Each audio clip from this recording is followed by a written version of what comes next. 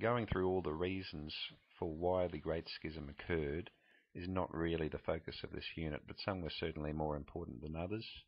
One was about power and which of the leaders, the East or the West, was really meant to be in charge, if you like. Others were about issues to do with God, the relationship of Jesus and the Father, for example. Other were very minor matters indeed, but unfortunately they occurred, they couldn't be overcome. And here is an example of an Orthodox church.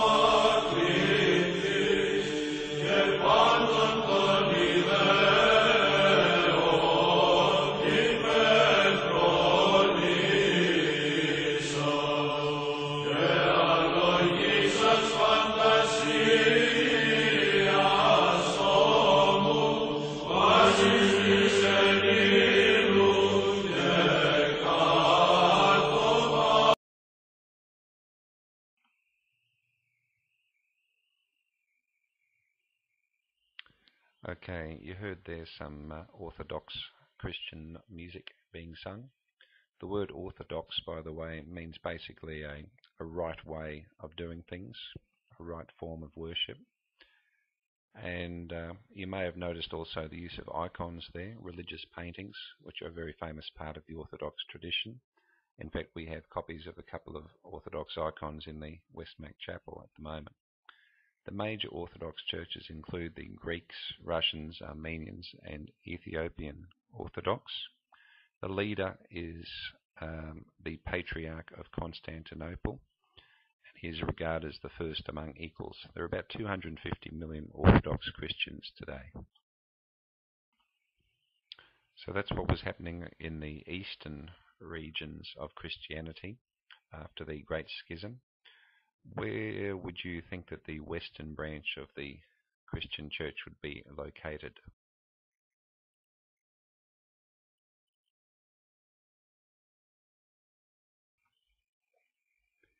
The correct answer is Rome in Italy, and that's why the church which is based in Rome is called the Roman Catholic Church, and its leader became known as the Pope. Catholic means universal. So like the Orthodox churches, the Roman Catholic Church, of course, continues to this day with over 1 billion members worldwide. So you can add now to your timeline again. On the eastern side, we have the Orthodox Church based in Constantinople, and on the western side, we have the Roman Catholic Church based in Rome. The Catholics, of course, are Latin-speaking as opposed to the Greek speakers. Now we know that the Catholic Church is large, and we know the Orthodox Church is also very large, but of course we know that not every Christian around today is either Catholic or Orthodox. So who are these people who are not Catholic or Orthodox? Well, it's all basically down to one man called Martin Luther. Not to be confused with Martin Luther King Jr., the black American civil rights leader of the 1960s, although it's pretty clear that this Martin Luther King Jr. was named after the original Martin Luther. This is the Martin Luther we're talking about, born to a wealthy family in Germany, but became a monk after a famous episode where he prayed to St. Anne to save him during a thunderstorm, and then kept his promise to become a monk based on that. Although he was a devout Catholic monk, Martin Luther became increasingly troubled by some practices he saw around him in the Catholic Church which he felt were inappropriate. These inappropriate practices included the selling of indulgences. Essentially, these were certificates of forgiveness. So if you paid a priest enough money, you would be given a certificate stating that your sins were forgiven, and so on. There were a number of other strange abuses or practices which had come to pass, and Martin Luther spoke out against these. Most spectacularly one day when it is said that he sat down and wrote out 95 arguments or theses about what was wrong with the Catholic Church. He then went and nailed these to the door at Wittenberg Cathedral and essentially went home and waited to be arrested. But thanks to the invention of the printing press not long before, these arguments spread very widely and were read by many people. Word of what Martin Luther was saying and teaching spread very quickly to the Pope and to the Holy Roman Emperor, and they demanded that he appear at a place called Worms, spelt Worms, to explain himself. In that meeting, despite the fact that he was under risk of imprisonment, torture or execution, he refused to retract what he'd said, saying that his conscience simply wouldn't allow him to do that. Luther was duly excommunicated from the Catholic Church, but was hidden away by his friends, and while he was in hiding was able to translate the Bible from Latin into German, which hadn't happened before.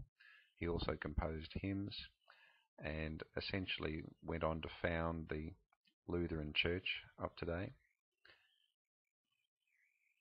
He also married a former Catholic nun, thus paving the way for non-Catholic church leaders of today to be able to marry.